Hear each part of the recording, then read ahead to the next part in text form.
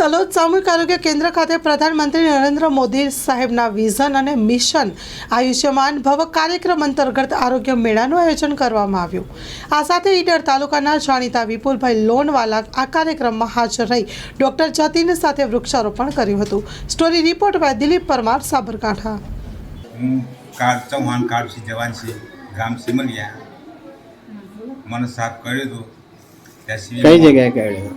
પગે પગે કર્યું હતું ત્યાં સિવિલમાં આવ્યો હતો અને મને આરામ થઈ ગયો છે। કમ્પ્લીટ સારવાર કમ્પ્લીટ મળીશ। નમસ્કાર કહીએ। નમસ્કાર, હું ડૉક્ટર રાહુલ પટેલ આજ રોજ તલોદમાં હેલ્થ મેળો યોજાઈ ગયો, જેના અંતરે 60 પેશન્ટોએ લાભ લીધો। એમાં મોતિયાના 4 દર્દી નીકળ્યા, જેને હિંમતનગર સિવિલમાં ઓપરેશન માટે રિફર કરવામાં આવ્યા છે। ટોટલ ઓપીડી 70ની થઈ। ડૉક્ટર જતીનભાઈ પટેલ, સુપ્રિન્ટેન્ડન્ટ સામૂહિક આરોગ્ય કેન્દ્ર તલોદ। આજરોજ સામૂહિક આરોગ્ય કેન્દ્ર તલોદ ખાતે હેલ્થ મેળાનું આયોજન કરેલું હતું અને સાથે સાથે વૃક્ષારોપણનો કાર્યક્રમ પણ યોજવામાં આવેલો હતો, જેમાં હોસ્પિટલમાં બનાવેલ બગીચામાં ખાસ કરીને હર્બલ પ્લાન્ટ નહોતા અને જે માટે મેં ઈડરથી પધારેલ વિપુલભાઈને ખાલી એક ફોન કરીને જાણ કરેલી કે મારે હર્બલ પ્લાન્ટ જોઈએ છે, તો એમને ફટાફટ આપણને પ્રતિસાદ આપી અને એમને વૃક્ષો મોકલી આપ્યા અને આજે સાથે સાથે વૃક્ષારોપણનો એક સુંદર કાર્યક્રમ અહીંયા કરવામાં આવ્યો, જે બદલ હું વિપુલભાઈનો પણ ખૂબ ખૂબ આભારી છું। આજે તલોદ સિવિલ હોસ્પિટલમાં પ્રધાનમંત્રી કેમ્પ યોજાયો હતો। હિંમતનગર સિવિલથી ડૉક્ટર ઋષિકેશ સુરાણી, ગાયનેકોલોજીસ્ટ। આજે અહીં સિવિલમાં 5 લાભાર્થીઓએ મારી સેવાનો લાભ લીધો છે। નમસ્કાર, હું ડૉક્ટર વંદના પ્રજાપતિ।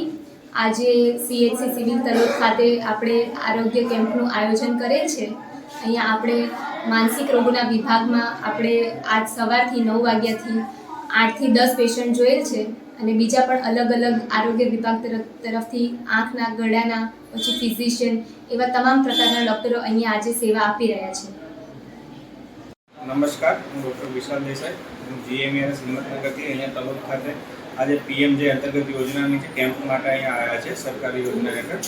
અને આજ રોજ કેમ્પની અંદર લગભગ 10 થી 12 દર્દીઓ જેવા તપાસવામાં આવ્યા છે, જેમાં અલગ અલગ રોગના, કોઈકને મસા છે, કોઈકને પાઢિયાવાળા છે દર્દી, કોઈક પછી પગના ગેંગ્રીનવાળા દર્દીઓ હતા, પછી કોઈકને ખરું થઈ ગયેલું હતું અને 1-2 એપેન્ડિક્સવાળા દર્દીઓ હતા। આ બધાને બધા રિપોર્ટો કરવામાં આવેલા છે અને અમુક દર્દીઓને હિંમતનગર સિવિલ ખાતે રિફર કરવામાં આવેલ છે।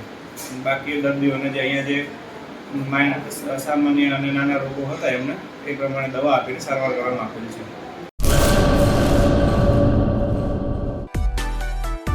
માં motor driving, safe and sure driving. Driving એ શોખ સાથે આપની મોટી જવાબદારી પણ છે।